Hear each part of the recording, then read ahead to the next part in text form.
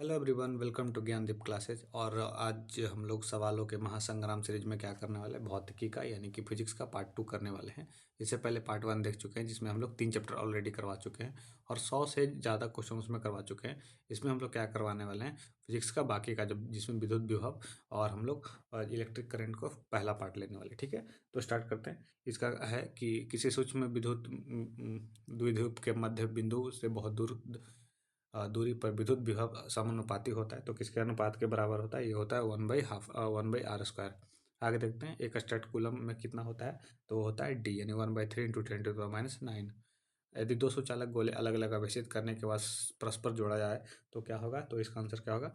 दोनों का आवेश संरक्षित रहता है। आगे देखते हैं, एक प्रोटॉन का 1 वोल्ट विभवांतर से त्वरित किया जाता है, उसके बाद ग्रहण की गई ऊर्जा क्या होता है? तो ये होता है, ये 1 इलेक्ट्रॉन वोल्ट होता है। आगे देखते हैं, जब एक परिच्छन आवेश को अनंत से किसी विद्युत द्विपोल के लंब अर्धक के अनुदिश लाया गया तो ये जो कार्य है उसको क्या होता है?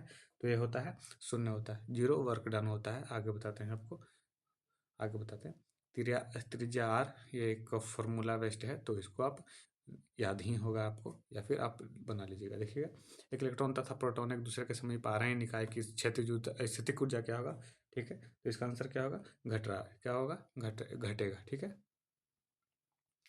ये आगे देखिएगा कि दूरी से 2 पॉइंट आवेश प्लस क्यू और प्लस क्यू के बीच फोर्स एफ है।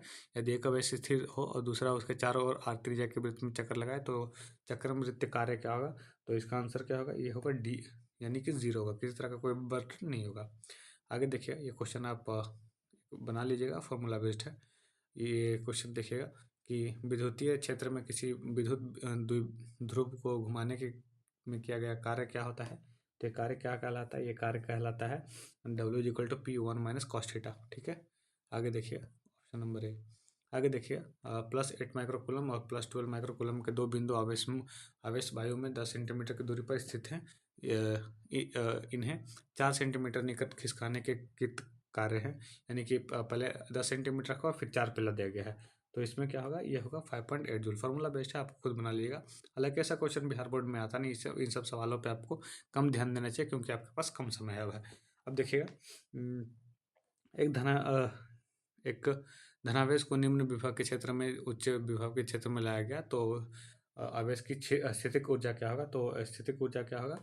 ये होगा घटेगा। क्या होगा? पोटेंशियल एनर्जी घटेगा। एक इलेक्ट्रॉन को दूसरे इलेक्ट्रॉन की ओर लाने पर निकाय की स्थितिक ऊर्जा क्या होगा? जब एक के दूसरे के पास लेके जाते हैं तो क्या होता है? बढ़ता है। एक इलेक्ट्रॉन को दूसरे इलेक्ट्रॉन की ओर लाने पर निकाय की स्थितिक ऊर्जा क्या होता है? बढ़ता है। निम्नलिखित में से किस राशि का मात्रक वोल्ट पर मीटर है? तो एक इसका किसका मात्रक है? ये है विद्युतीय ऊर्जा का। ठीक है, सॉरी, विद्युतीय क्षेत्र का है। निम्नलिखित में से कौन सा सदिश राशि है? तो सदिश राशि कौन है इसमें? यह है बी, विद्युत क्षेत्र की तीव्रता। देखिएगा, सम विभवी पृष्ठ पर एक इलेक्ट्रॉन को एक बिंदु से दूसरे बिंदु तक विस्थापित करने में क्या होता है? तो इसका आंसर होगा डी। क्या होगा? डी, कार्य नहीं होता है। विरामावस्था में 100 वोल्ट विभवांतर तो एक इलेक्ट्रॉन तथा एक अल्फा कण को त्वरित करने पर, ये फॉर्मूला बेस्ड है। थ्योरेटिकल है, आपकी कॉपी में लिखा होगा, इसको याद करना हो जाए आपको। क्वेश्चन नंबर 18 देखते हैं, विद्युत तीव्रता का मात्रक क्या है? तो विद्युत तीव्रता का मात्रक क्या है? वोल्ट पर मीटर। ये बना लीजिएगा, फॉर्मूला बेस्ड। ये भी एक थ्योरी बेस्ड है। आगे देखते हैं, ये देखते हैं, ये भी एक क्या है? फार्मूला बेस्ड है। आपको ऐसे चीज़ों पे आपको ज़्यादा ध्यान नहीं देना चाहिए। आपको बहुत, अब आपके पास बहुत कम टाइम बचा हुआ है तो आपको इन सब चीज़ों पे ज़्यादा ध्यान नहीं देना चाहिए। ठीक है, ये पूरा का पूरा ये क्या है? ये फार्मूला बेस्ड है, तो फार्मूला आप लोग याद रखिएगा। हालांकि इसका जो आंसर होना चाहिए वो क्या होना चाहिए? वो आंसर होना चाहिए 5 माइक्रोफैराड प्राप्त करने के लिए 2 माइक्रोफैराड कम से कम कितनी संधारित्र की आवश्यकता होगी? तो इसका आंसर क्या होना चाहिए? आई थिंक इसका आंसर 4 होना चाहिए। क्या होना चाहिए? 4 होना चाहिए। आगे देखते हैं, ये फार्मूला बेस्ड है, बनाइए बैठ के। आगे देखते हैं, ए और बी के समतुल्य धारता क्या होगा? ये फार्मूला बेस्ड है, बनाइए आराम से। परिपथ में ये भी फार्मूला बेस्ड है। आगे देखते हैं, यदि शीशे की एक पट्टी को वायु संधारित्र की प्लेट के बीच खिसकाया जाए तो इसकी क्या होगा? इस कंडीशन में क्या होता है कि उसका जो धारता होता है क्या होता है? वो बढ़ता है। क्या होता है? बढ़ता है। दो आवेशित चालक गोलों जिन पर आवेश की भिन्न भिन्न मात्राएं हैं एक सुचालक तार द्वारा परस्पर संबंधित किए गए हैं। तो इनमें से क्या होता है, इनमें से होता है कुल आवेश संरक्षित रहता है, यानी कि टोटल चार्ज क्या रहता है, कंजर्व रहता है। दो आवेशित वस्तुओं को जोड़ने पर उनके विद्युत धारा प्रवाहित नहीं होती यदि यदि उनके उनका क्या होना चाहिए, उनका जो विभव क्या होना चाहिए, समान होना चाहिए। आगे देखते हैं। यदि 100 वोल्ट तक आवेशित करने के एक संधारित्र की ऊर्जा संचित ऊर्जा 1 जूल हो तो संधारित्र की धारिता होती है, ये होता है बी 2 × 10⁻⁻14 फैराड। आगे देखते हैं। ये फार्मूला बेस्ड बनाइए आराम से। पट्टिका और संघनक पट्टिका का आवेश का जो योग होता है, यानी कि आवेशित संधारित्र का संग्राहक पट्टिका और संघनक पट्टिका के आवेशों का जो योग होता है वो कितना होता है, वो होता है जीरो होता है। क्या होता है, वो जीरो होता है। आगे देखते हैं। दो समान धारिता वाले संधारित्र के समानांतर क्रम में जोड़ने पर उसकी जो समतुल्य होगी वो कितना होगा, वो होता है वो होता है 2C होता है। कितना होता है, 2C होता है। विद्युत धारिता का मात्रक क्या होता है, तो इसका क्या होता है, फैराडे होता है। क्या होता है, फैराड होता है। आगे देखते हैं। वायु में गोलीय चालक की धारिता अनुक्रमानुपाती होती है। तो क्या होता है, इसका जो आंसर होगा वो क्या होगा, बी होगा, यानी कि गोले की त्रिज्या की। आगे देखते हैं। सामान्य की ये फार्मूला बेस्ड, इतना हार्ड क्वेश्चन आपका नहीं आता है। देखिएगा, एक परावैद्युत हमारे पटका में भी धारता जो मान होता है वो क्या होता है, जो धारता हो जो क्या होता है वो बढ़ता है। क्या होता है, बढ़ता है। 3 संधारित्र जिसमें प्रत्येक किसी, ये फार्मूला बेस्ड है। बनाइए आराम से बैठ के। वन डिग्राफ जो जनरेटर होता है एक ऐसी युक्ति है जो उत्पन्न करता है, तो क्या उत्पन्न करता है, एक हाई वोल्टेज उत्पन्न करता है। क्या करता है, हाई वोल्टेज यानी उच्च वोल्टता। ये भी फार्मूला बेस्ड है। समान धारता के 3 संयंत्रों में आराम से बनाइए, फार्मूला बेस्ड है ये भी। धातु का परावैद्युतांक जो होता है वो क्या होता है, जो परमेबिलिटी होता है वो क्या होना चाहिए, वो उसका इन्फिनिटी होता है। क्या होता है, इन्फिनिटी। ये फार्मूला बेस्ड है, बनाइए। ये भी फार्मूला बेस्ड है। ये क्या है, फार्मूला बेस्ड है। आगे बने देखिएगा। किसी क्वेश्चन नंबर जो 23 है इसका आंसर होना चाहिए, किसी समानांतर पट्टिका संधारित्र के दोनों प्लेटों के बीच एकांक आयतन में संचित ऊर्जा का मान होता है half E not by E not into E square होता है। ठीक है, और एक सेकंड।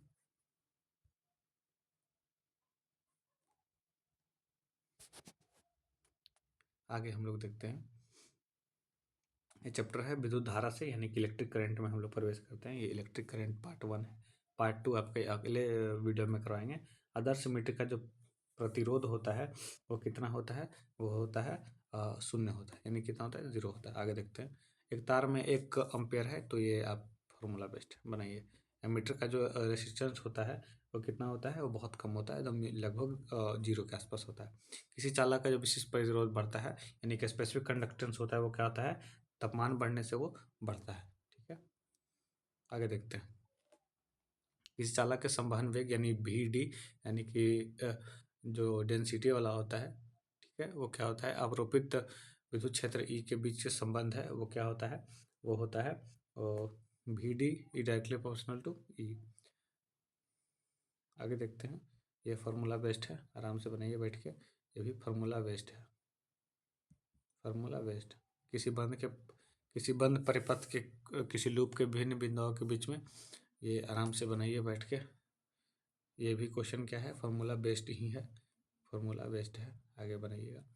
किलोवाट घंटा जो है वो किसका SI है, वो क्या है, ऊर्जा का। ठीक है, आगे देखते हैं। स्वस्थ मनुष्य के शरीर का जो विद्युत प्रतिरोध होता है, यानी कि जो इलेक्ट्रिकल रेसिस्टेंस होता है बॉडी का, वो कितना होता है, होता है 50,000 ओम। एक एम्पेयर की धारा, ये फार्मूला बेस्ड है, आराम से बनाइए। ये भी फार्मूला बेस्ड ही है। आगे देखते हैं 15 नंबर क्वेश्चन।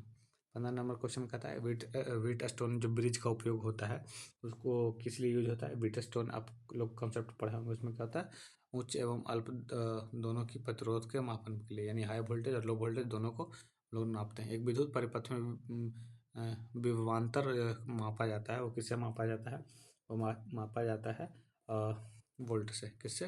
वोल्ट से। स्थिर विभवांतर किसी बृहत परिपथ का जो प्रतिरोध आधा कर दिया जाता है, इसको क्या बोलते हैं हम लोग? 17 को हम लोग क्या बोलते हैं? बी बोलते हैं, यानी दोगुना कर दिया जाता है। क्या क्या आता है? दोगुनी। किसी विद्युत परिपथ का वो गुण जो विद्युत ऊर्जा को ऊष्मा में बदल देता है, वो कहा जाता है, उसको क्या बोलते हैं हम लोग? उसको हम लोग बोलते हैं प्रतिरोध बोलते हैं। क्या बोलते हैं? प्रतिरोध। आगे बोलते हैं जो किरचॉफ का जो बिंदु यानी पॉइंट रूल है, वो क्या पालन करता है? तो पालन करता है वो कि आवेश की जो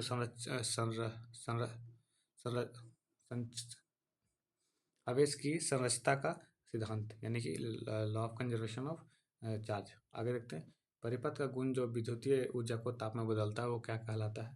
वो कहलाता है प्रतिरोध कहलाता है। क्या कहलाता है? प्रतिरोध, यानी रेसिस्टेंस कहलाता है।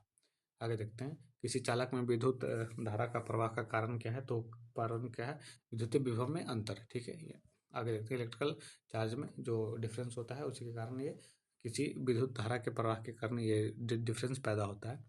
आई होप ये समझ में आ गया होगा। आज के लिए फिजिक्स का इतना ही रहेगा, जिसमें कि लगभग 100 क्वेश्चन के आसपास हम लोग इसमें देखे हैं। ठीक है, और इसके बाद जो बाकी का जो आएगा लेक्चर, उसमें क्या रहेगा कि और बाकी सारे रहेंगे, बाकी सारे चैप्टर का कोशिश करेंगे हम लोग कि जल्द से जल्द ये सीरीज खत्म हो जाए, ताकि आपका पूरा का पूरा जो ऑब्जेक्टिव है वो क्या हो, एक तरह का अपलोड हो जाए और साथ ही साथ आपको रिवाइज भी हो जाए। ठीक है, आज के लिए इतना ही।